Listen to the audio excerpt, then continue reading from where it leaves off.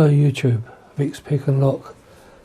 A couple of days late putting my video out, but I was waiting for this lock to come in the post. It's a Burg Wacher. I can't pronounce it in German, but I see that Starry Lock and Keymaster done a video on these, and I fell in love with it straight away. So there it is. I just like the idea of it. I'm into removable cores. I've got 6, 7 of them, and they're all part of my collection.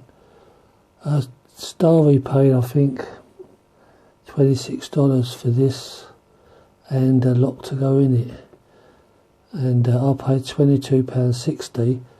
That works out almost $30 just for this alone. So talk about rip off the Brits. Right now I've got somewhere around here a core to go in it.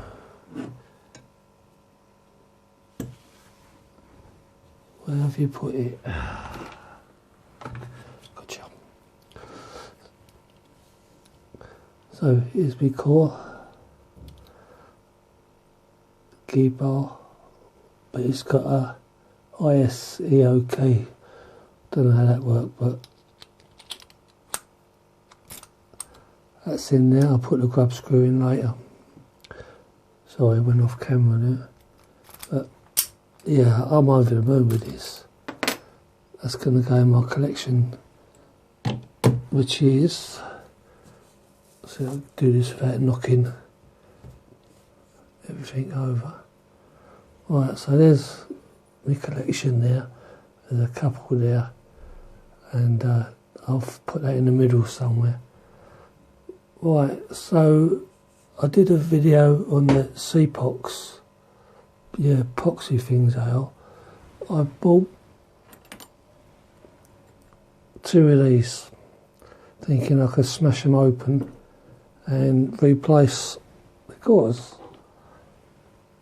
That's what the core looks like, and it's too big. So